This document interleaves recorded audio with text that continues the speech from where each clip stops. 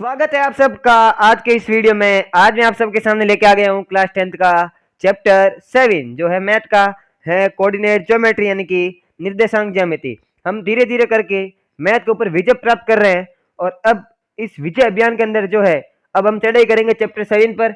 इसको विजय करेंगे और बोर्ड के अंदर इससे जो क्वेश्चन आएंगे उसको 100% नहीं 200% तैयार करके बोर्ड के परीक्षा में उसको फोड़ देंगे, फाड़ देंगे, पेपर को सॉल्व कर देंगे।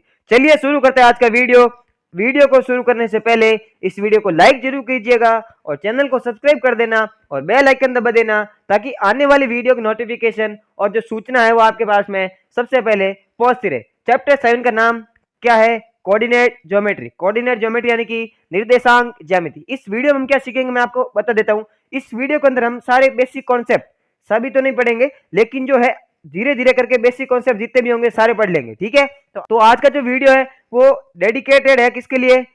डिस्टेंस फॉर्मूला यानी कि दूरी सूत्र के लिए। बात समझ में आ गई? सबसे पहले देखो बेसिक कॉन्सेप्ट के अंदर इस वीडियो को लाइक जरूर कीजिएगा, ठीक है। देखो कोई भी पॉइंट है उसको आप कैसे लिखोगे? X comma y. कैसे लिखोगे भाई? X comma y. सिंपल सी बात है। जो एक्स कोऑर्डिनेट है यानी कि जो एक्स है यानी कि एक्स निर्देशांक, कोऑर्डिनेट को हिंदी में बोलते हैं निर्देशांक, उसको बोलते हैं भुज। क्या बोलते हैं? भुज। यानी कि इसका एक तरह से नाम हो गया क्या? भुज। इंग्लिश क्या हो गया नाम? एब्सिसा। क्या हो गया? एब्सिसा। ओके। और जो वाई कोऑर्डिनेट यानी कि जो वाई निर्देशांक है उसका नाम होता है कोटि यानी कि ऑर्डिनेट। कोटि यानी कि ऑर्डिनेट। बात समझ में आ गई? यहाँ तक क्लियर है सभी को? एक्स और वाई क्या होते हैं? एक्स को बोलते हैं एब्सिसा यानी कि भुज और वाई को बोलते हैं ऑर्डिनेट यानी कि कोटि। अब जो मैंने आपको बताया यानी कि इस वीडियो के अंदर जो मेन फॉर्मूला वो कौन सा है? डिस्टेंस फॉर्मूला आपके सामने लिख रखा है, देख लीजिए अच्छे से। इस फॉर्मूले को अपनी नजर में बैठा लीजिए, इसकी पूजा करेंगे आज के दिन, है ना। डिस्टेंस फॉर्मूला क्या देख लो? दूरी सूत्र। हिंदी में क्या बोलते हैं? दूरी सूत्र। मान लो कोई भी 2 पॉइंट दे रखे आपको, पी और क्यू, कोई 2 पॉइंट दे रखे है ना। अब उसके कुछ निर्देशांक आपको देंगे और क्यू के भी कुछ ना कुछ निर्देशांक आपको देंगे। पी वाले को मैंने मान लिया x1 और y1, क्यू वाले को मैं मान लेता हूँ x2 और y2, x2 और y2। तो देखो distance between p and q का मतलब क्या हो गया? P Q. यानी कि p और q के बीच की दूरी क्या हो गई? P Q. और पी क्यू आप कैसे निकालोगे? Root under x1 minus x2 का square plus y1 minus y2 का स्क्वायर। अब कई किताबों में है ना x2 माइनस x1 का square plus y2 minus y1 का स्क्वायर भी लिखा है। वो भी सही, हम भी सही है, वो भी सही और हम भी सही। ये बात समझ में आ गई क्या सबको? x1 माइनस x2 का स्क्वायर करो या फिर x2 माइनस x1 का स्क्वायर करो, बात क्या है? सेम है। तो इस फॉर्मूले को लेके कोई परेशानी नहीं होनी चाहिए किसी बच्चे को कि ये क्या है। सिंपल सा फॉर्मूला को याद कर ले। पी क्यू यानी कि डिस्टेंस बिटवीन 2 पॉइंट्स क्या हो गया? Root under x1 minus x2 का square plus y1 minus y2 का स्क्वायर। बात समझ में आ गई? अब देखो कुछ प्रैक्टिस करते हैं इनका क्वेश्चन की। क्वेश्चन आपके सामने आ गया, find distance of given points यानी कि जो ये पॉइंट दे रखे हैं इनके बीच में क्या निकालनी है आपको? दूरी। क्या निकालनी है? दूरी। कैसे निकालेंगे? फॉर्मूला आपके सामने लेके आते हैं वापस। देखो फॉर्मूला आपके सामने लिख रखा है, root under x1 minus x2 का square plus y1 minus y2 का स्क्वायर। चलो निकालते हैं फिर। डिस्टेंस को d से लिख देता हूं मैं यहाँ पर एक बार के लिए। रूट अंडर क्या लगाएंगे? Root under x1 minus x2 का स्क्वायर। अब आपकी मर्जी, इसको x1 मानो, आपकी मर्जी, इसको x1 मानो। मैं इसको मान लेता हूँ 5 माइनस 2 कितना हो गया? 5 माइनस 2 कितना हो गया? 3। कितना हो गया? 3। यानी कि 3 का स्क्वायर क्या आ गया यहाँ पर? 3 का स्क्वायर। मैं सीधा लिख रहा हूँ, आपको कॉपी के अंदर सीधा लिखना, क्या सीधा नहीं लिखोगे? क्या लिखोगे? 5 माइनस 2 का स्क्वायर, फिर आगे वाले स्टेप में लिखोगे 3 का स्क्वायर। बात समझ में आई क्या? प्लस यहाँ पर क्या लिख दोगे? y1 माइनस y2 का स्क्वायर यानी कि 3 माइनस 1 कितना?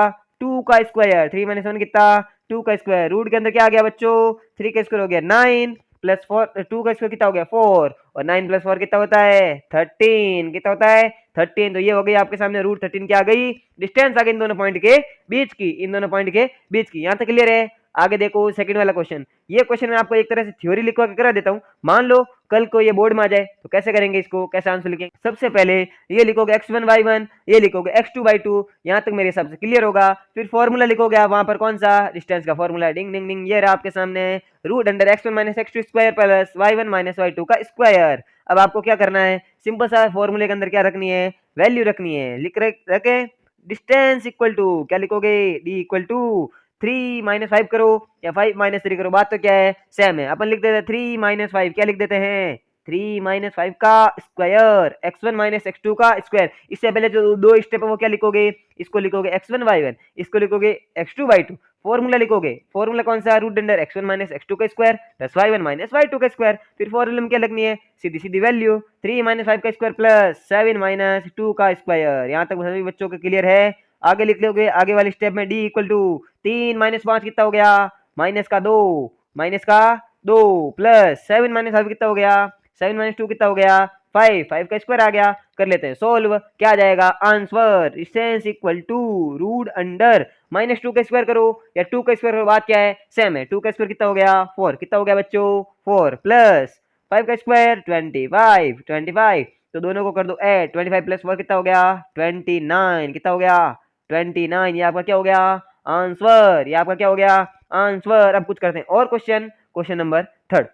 चलिए करते हैं क्वेश्चन नंबर थर्ड। अब देखो मैं आपको क्वेश्चन प्रैक्टिस इसलिए करवा रहा हूं ताकि डिस्टेंस निकालना आपके लिए क्या हो जाए, बहुत ही आसान काम हो जाए। थर्ड में निकालते डिस्टेंस, 2 पॉइंट दे रखे हैं, सीधा डिस्टेंस निकालूंगा। अब मैं फॉर्मूला कुछ नहीं लिखूंगा, आपको पता ही है, x1 माइनस x2 का square plus y1 minus y2 का स्क्वायर। अब यहाँ पर बच्चे करते हैं गलती, साइन के मिस्टेक, x1 इसको माना, x2 इसको माना, तो बच्चों बताओ x1 माइनस x2 कितना आएगा, ध्यान से निकालो। x1 लिखो माइनस का 5 minus x1 minus x2, x2 कितना है माइनस का 1, x2 कितना है बच्चों माइनस का 1, तो इसको लिखो -1 को सॉल्व करो, ये आ गया -5, माइनस माइनस क्या हो गया प्लस, प्लस का 1, बताओ कितना आ गया -5 प्लस का 1 कितना हो गया माइनस का 4, कितना हो गया बच्चों माइनस का 4, यानी कि यहाँ आएगा -4 का square plus y1 minus y2 square, 7 minus 3 कितना हो गया 4, 4 का स्क्वायर करो, रूट के अंदर कितना आ जाएगा, ये भी 4 का स्क्वायर 16, ये भी 4 का स्क्वायर कितना 16, तो 16 प्लस 16 कितना 32, कितना हो गया 32। ओके, थर्ड क्वेश्चन नहीं करके अपन कौन सा क्वेश्चन करेंगे, फोर्थ क्वेश्चन को ध्यान से देखो। फोर्थ क्वेश्चन क्या कह रहा है, देखो यहाँ पर निकालते हैं डिस्टेंस रूट अंडर, सिंपल सा x1 माइनस x2 का स्क्वायर करना है और y1 माइनस y2 का स्क्वायर करना है, करो है ना। अब इसको मान लो x1 -3 माइनस 5 क्या करोगे, या फिर ऐसे कर लो, इसको x1 मानो, 5 माइनस माइनस क्या हो जाएगा प्लस, जैसे ऊपर हुआ 5 माइनस माइनस प्लस 3, 5 प्लस 3 कितना हो गया 8, 8 का स्क्वायर प्लस -7 है, और इसमें से माइनस करोगे किसको, माइनस के 4 को, तो वापस से माइनस माइनस प्लस, माइनस का 7 प्लस का 4 कितना आ गया माइनस का 3, माइनस का 3 इक्वल टू रूट अंडर 8 का स्क्वायर हो गया 64 और 3 का स्क्वायर हो गया 9, इन दोनों कर लो सम, रूट अंडर 73 आपका क्या हो जाएगा आंसर, क्या हो जाएगा आंसर। ओके, चलते हैं पांचवें क्वेश्चन पर। ये रहा पांचवा क्वेश्चन, देखो पांचवें क्वेश्चन में कौन सा फॉर्मूला, फॉर्मूला वही है बच्चों, रूट के अंदर डिस्टेंस कैसे निकालेंगे, रूट के अंदर। अब देखो इसको x1 मान रहा हूँ, इसको x2 मान रहा हूँ, 5 माइनस 0 का स्क्वायर 5 का स्क्वायर प्लस 12 माइनस 0 का स्क्वायर 12 का स्क्वायर, अरे वाह 5 का स्क्वायर हो गया 25 प्लस 12 का स्क्वायर हो गया 144, दोनों को सम कर लो, सम कितना होता है 169, और रूट के अंदर 169 की वैल्यू कितनी हो जाएगी बच्चों 13, कितना हो जाएगा 13, यानी कि डिस्टेंस कितनी आ गई 13, कितनी आ गई 13, न 13 न मेरा कितना आ गई 13। ओके, सिक्स क्वेश्चन देखो, यहाँ पर निकालते distance root under x1 minus x2 का स्क्वायर, इसको x1 मानो, इसको x2 मानो, इसको x1 मानो और इसको x2 मानो, 6 माइनस 4 कितना हो गया 2, क्या आ गया 2 का स्क्वायर प्लस -7 और माइनस ऑफ -6 है ना, इसको कैसे लिखोगे, -7 में से किसको माइनस करना है, माइनस के 6 को, y1 माइनस y2, तो -7 माइनस माइनस क्या हो जाएगा +6, तो -7 प्लस 6 कितना हो गया माइनस का 1, कितना हो गया माइनस के 1 का स्क्वायर, रूट के अंदर 2 का स्क्वायर 4 और माइनस 1 का स्क्वायर 1, तो रूट के अंदर क्या आ जाएगा 5, आपका क्या हो जाएगा आंसर, 5 आपका क्या हो जाएगा आंसर। ओके, अब चलते हैं आगे के बेसिक में। देखो अब बहुत ही अच्छी और इंपॉर्टेंट चीज आपके सामने आ गई है, देखो when 3 points A, B, C and C are given then find distances AB, ABC and AC। क्या कह रहा है सर, समझ में नहीं है, कोई दिक्कत नहीं है, आपको क्या देगा 3 पॉइंट देगा, कौन कौन से, एक पॉइंट को आप A मान लेना, दूसरे वाले को B मान लेना, तीसरे क्या मानोगे C, तो मेरा कहना मान लोगे, अच्छे बच्चों ने, वेरी गुड। अब क्या करोगे आप A B C मान लिया, अब देखो 3 पॉइंट से क्या बनेगा, एक ट्राइंगल बनेगा, क्या बनेगा ट्राइंगल, देखो कैसे ट्राइंगल बन रहा है, देखो इसको मैंने मान लेता हूँ A, इसको मैं क्या मान लेता हूँ A पॉइंट, इसको मैंने मान लिया B, इसको मैंने मान लिया C। अब वो ABC कुछ भी मान सकते हो, वो आपको तो ओनली फॉर क्या देगा 3 पॉइंट्स देगा, क्या देगा 3 पॉइंट देगा, 3 बिंदु देगा, उसमें से ABC आपको मन से माने त्रिभुज बना नहीं बना। अब वो पूछेगा ये इन तीनों पॉइंटों से, तीनों बिंदुओं से बनने वाला जो ट्राइंगल है, जो त्रिभुज है, वो कैसा है, उसका टाइप क्या है, तो उसके लिए जो कंडीशंस लिख रखी है उसको आपको याद होना चाहिए, आधी रात को कोई उठा के पूछ ले तो भी क्या होनी चाहिए, याद होनी चाहिए। फर्स्ट पॉइंट देखो A B equal to B C equal to, sir ये तो बताया नहीं ए बी सी क्या है, बिल्कुल देखो then find distances A B B C and A C, देखो ये पॉइंट आपको पता होगा, ये पता होगा तो ये पता होगा, अगर ये तीनों पॉइंट बताए तो आपको मैंने डिस्टेंस फॉर्मूला सिखाया, बिल्कुल सिखाया। दूरी सूत्र सिखाया या नहीं सिखाया? सिखाया। तो आप क्या करोगे, ये दूरी निकाल लो, ए बी निकालो, बीसी निकालो, एसी निकालो, ए बी बी सी ए सी, निकाली या नहीं निकाली? निकाली। इसके बाद क्या करोगे, फर्स्ट पॉइंट, अगर तीनों साइड क्या हो जाए equal, A B equal to B C equal to A C, तीनों भुजाएं क्या हो जाए समान, तो वो क्या हो जाएगा समबाहु त्रिभुज। कौन सा त्रिभुज? समबाहु त्रिभुज, यानी कि इक्विलेटरल ट्राइंगल। क्या हो जाएगा? Equilateral triangle. मेरे हिसाब से सबको समझ में आ रहा है। सेकंड पॉइंट, अब देखो, अगर मान लो कि सेकंड केस में क्या हो रहा है, A B equal to B C, अगर इन तीनों में से दो डिस्टेंस क्या हो गई, इक्वल हो गई, दो डिस्टेंस क्या हो गई, इक्वल हो गई, सेम हो गई, तो उसको क्या बोलोगे, समद्विबाहु त्रिभुज। क्या बोलोगे? समद्विबाहु त्रिभुज, यानी कि आइसोसेलेस ट्राइंगल। क्या बोलोगे? Isosceles triangle. ओके, अब चलते हैं आगे। थर्ड पॉइंट, अगर मान लो A B square plus B C equal to A C square, इसका मतलब अगर किन्हीं भी दो साइड्स के स्क्वायर का सम तीसरी वाली साइड के स्क्वायर के इक्वल आ जाता है तो उसको क्या बोलोगे? पाइथागोरस थ्योरम हो गई, बोधायन प्रमेय हो गया, इसको बोलते हैं समकोण त्रिभुज। क्या बोलते हैं? समकोण त्रिभुज, यानी कि राइट एंगल ट्राइंगल। क्या बोलते हैं? Right angle triangle. कितना अच्छा नाम है। चौथा पॉइंट बहुत ही अच्छा पॉइंट, इंपॉर्टेंट पॉइंट है, ध्यान से देखिएगा, इस पॉइंट के ऊपर अच्छा क्वेश्चन बनता है। देखो, A B plus B C equal to A C, sir एक बिंदु कोलिनियर पॉइंट। अगर मान लो त्रिभुज बनाए नहीं, ट्राइंगल बनाए नहीं, मान लो तीनों एक ही लाइन के ऊपर हो गए, तीनों पॉइंट कहाँ हो गए, एक ही पॉइंट को, ये मैंने माना ए, ये मैंने माना बी, और ये मैंने माना सी। बात समझ आ गई? तीनों कहाँ हो गए, एक ही पॉइंट के ऊपर। तीनों कहाँ हो गए, एक ही पॉइंट के ऊपर। तो देखो क्या करना, A B plus B C, ये रहा ए बी डिस्टेंस, ये रहा बी सी डिस्टेंस, इन दोनों को ऐड करो, किसके इक्वल आ जाएगा, ए सी के। अगर ऐसी कोई कंडीशन बनती है तो सारे पॉइंट कैसे होंगे, सरेखीय बिंदु, यानी कि एक ही रेखा पर स्थित बिंदु। कोलिनियर पॉइंट्स का मतलब हो गया एक ही लाइन के ऊपर जो पॉइंट है उनको क्या बोलते हैं, कोलिनियर पॉइंट्स। ओके, तो ध्यान से देख लेना, अगर तीनों साइड इक्वल है तो इक्विलेटरल यानी कि समबाहु, दो साइड इक्वल हो जाती है तो समद्विबाहु यानी कि आइसोसेलेस, और अगर मान लो बोधायन प्रमेय यानी कि पाइथागोरस थ्योरम अगर अप्लाई हो रहा है तो समकोण त्रिभुज यानी कि राइट एंगल ट्राइंगल, और किन्हीं दो साइड का सम तीसरी साइड के इक्वल आ जाता है तो क्या हो जाएगा, कोलिनियर पॉइंट्स यानी कि सरेखीय बिंदु। बहुत ही अच्छा क्वेश्चन आपके सामने, जो देखो चौथे के ऊपर स्टार है, इसका मतलब ऐसा कुछ क्वेश्चन इसके रिलेटेड मैंने आपके बनाया है। क्वेश्चन को ध्यान से देखिएगा। सबसे पहले देखो, find type of triangle ABC where A क्या दे रखा, बी क्या दे रखा, सी दे रखा, तीनों पॉइंट्स दे रखे हैं। आपको क्या निकालने हैं, इससे बनने वाले त्रिभुज का क्या निकालना है, प्रकार। क्या निकालना है, प्रकार। प्रकार कैसे निकालते, देखो सबसे पहले देखो देखो देखो देखो देखो देखो, है ना, ए दिया, बी दिया, सी दिया। ए कितना 1,3, बी कितना 3,5, सी कितना 5,7। देखो देखो देखो, है ना। क्या करेंगे, डिस्टेंसेस निकालेंगे, कौन सी, A B, B C and A C. चलो निकालते हैं ए बी। अब दूरी निकालना, डिस्टेंस निकालना मेरे लिए, बच्चों के लिए बायो हाथ को खेल होगा। निकालते हैं ए बी।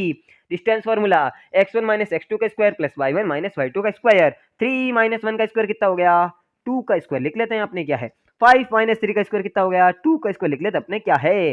रूट के अंदर क्या आ जाएगा, 2 का स्क्वायर 4 प्लस 2 का स्क्वायर 4, तो 4 प्लस 4 कितना हो गया, 8। रूट के अंदर 8 आ गया। क्या रूट 8 को, क्या मैं रूट 8 को 2 रूट 2 लिख सकता हूँ या नहीं, 2 रूट 2 लिख सकता हूँ या नहीं, बताइए बच्चों। बिल्कुल लिखा जा सकता, कैसे, रूट 8 के क्या करो, अंदर फैक्टर करो, टुकड़े करो, तो रूट 8 को क्या लिखोगे, 2 गुणा 2 गुणा 2, 2 कितनी बार लिखोगे, 3 बार। कितनी बार लिखोगे, 3 बार। तो 3 बार में से 2 बार का कॉमन आएगा तो रूट से बाहर चला जाएगा, क्या बन गया, 2 रूट 2। बात समझ में आ गई। अब निकालते हैं बीसी। अब क्या निकालते हैं, बीसी। निकाले बीसी, इसको मान लेते x1, इसको माना x2, तो रूट के अंदर 5 माइनस 3 कितना हो गया, 2, और 2 का स्क्वायर कितना, 4। 7 माइनस 5 कितना, 2, और 2 का स्क्वायर कितना, 4। रूट 4 प्लस रूट 4 कितना, रूट 8, यानी कि 2 रूट 2 कितना आ गया, 2 रूट 2। जल्दबाजी ना करे, आपको दिख रहा है दो साइड इक्वल है, ये आइसोसेलेस ट्राइंगल नहीं होगा, ये समद्विबाहु त्रिभुज नहीं है। क्यों, तब तक आप थर्ड साइड नहीं निकालोगे, तब तक आपको पता नहीं चलेगा। तो कौन सी बच गई, ए बी निकाली, बी सी निकाली, क्या बच गया, ए सी। क्या बच गया भैया, इसकी ए सी की तेसी। ए सी निकालते हैं, रूट अंडर ए सी। x1 इसको माना, x2 इसको माना, तो 5 माइनस 1 कितना हो गया, 4 का स्क्वायर, प्लस ये आ गया 7 माइनस 3 कितना हो गया, 4 का स्क्वायर। तो बताओ यहाँ से AC कितना आ गया, AC कितना आ गया भाइयों, 4 का स्क्वायर 16 प्लस 16, रूट के अंदर 32, रूट के अंदर क्या आ गया, 32। इस रूट के 32 को हम लिख सकते हैं क्या, 4 रूट 2। क्या लिख सकते हैं भाइयों, 4 रूट 2। मतलब जल्दी से बताओ, लिख सकते हैं नहीं लिख सकते, कैसे सर, कैसे लिखा।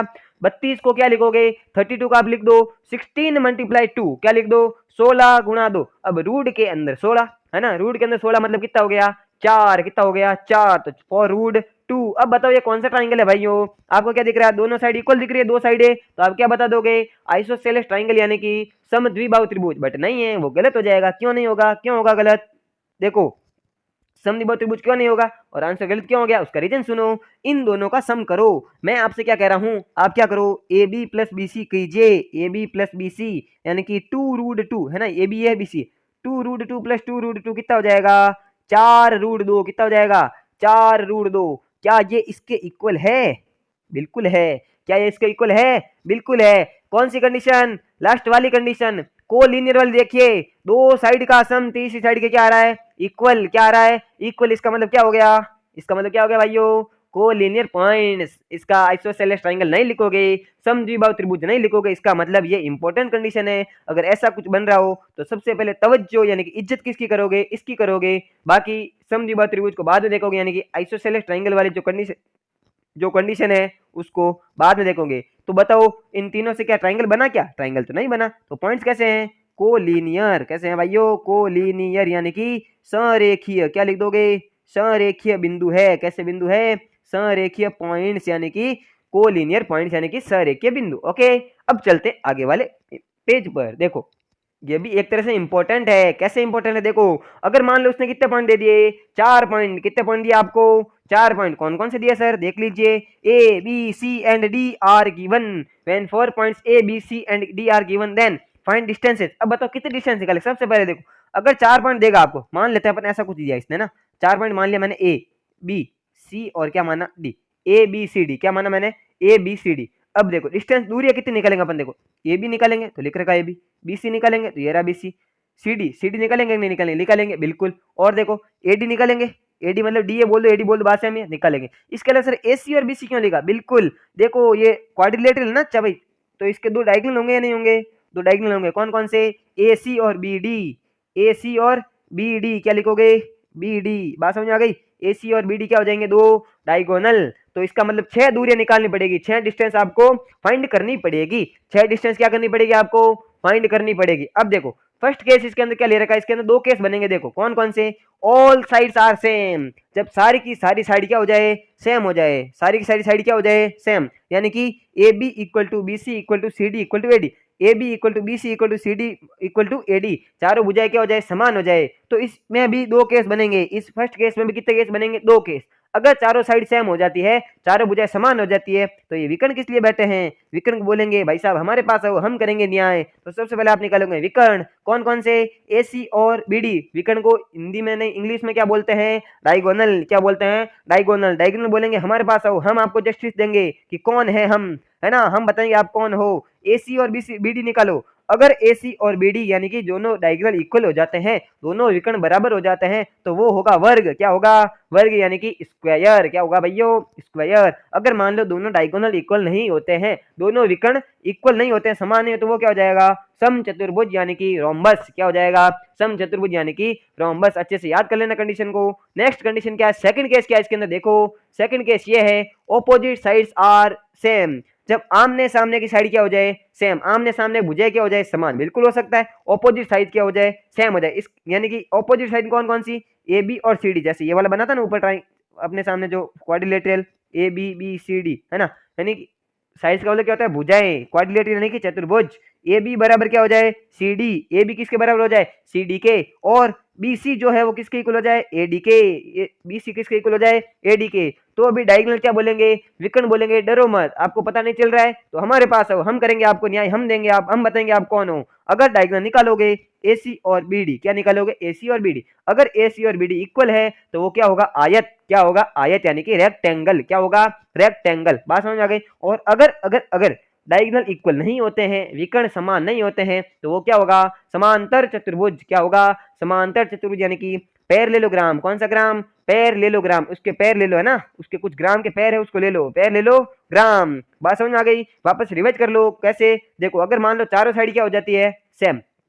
अगर मान लो चारों साइड क्या हो जाती है, सेम, तो आप क्या चेक करोगे, डायगोनल चेक करोगे। अगर डायगोनल इक्वल हो जाते हैं तो स्क्वायर हो जाएगा, वर्ग हो जाएगा। और अगर डायगोनल इक्वल नहीं होते, विकर्ण इक्वल नहीं होते हैं, समान नहीं होते, तो क्या हो जाएगा, समचतुर्भुज यानी कि रोम्बस। और सेकंड केस में ऑपोजिट साइड्स आर सेम, जब मान लो आमने सामने की भुजाएं क्या हो जाए, समान हो जाए, यानी कि A B equal to C D and B C equal to A D हो जाए, तो भी क्या करोगे, डायगोनल चेक करोगे। अगर डायगोनल इक्वल आते हैं तो वो क्या हो जाएगा, आयत यानी कि रेक्टेंगल। और अगर आयत इक्वल नहीं होते हैं, अगर विकर्ण जो है वो इक्वल नहीं होते, तो वो क्या हो जाएगा, समांतर चतुर्भुज यानी कि पैरेललोग्राम। पैरेललोग्राम एक बहुत ही अच्छा और इंपॉर्टेंट नोट लिखवा देते हैं, इस पर बेस क्वेश्चन पूछा जा सकता है आपको, तो इस नोट के ऊपर स्टार लगा देना, बहुत ही अच्छा क्वेश्चन बन सकता है। एक नंबर में क्या कह रहा है देखो, in above all quadrilateral diagonals bisects each other. क्या कह रहा है, यानी कि ऊपर जितने भी आपने क्या पढ़े हैं, क्वाड्रिलेटरल पढ़े हैं, चतुर्भुज पढ़े हैं ना, कौन कौन से, वर्ग पढ़ा था, समचतुर्भुज पढ़ा था, आयत पढ़ा था और समांतर चतुर्भुज पढ़ा था, यानी कि स्क्वायर पढ़ा था, रोम्बस पढ़ा था, रेक्टेंगल पढ़ा था और पैरेललोग्राम पढ़ा था। इन चारों के अंदर जो डायगोनल होते हैं, जो विकर्ण होते हैं,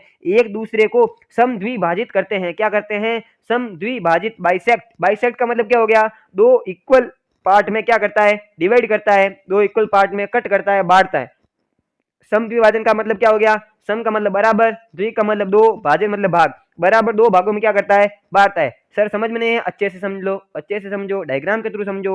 यानी कि मान लेते हैं अपन, ये आपके सामने एक पैरेललोग्राम, क्या रहा, पैरेललोग्राम, इसके पैर ले लेंगे अपन, है ना।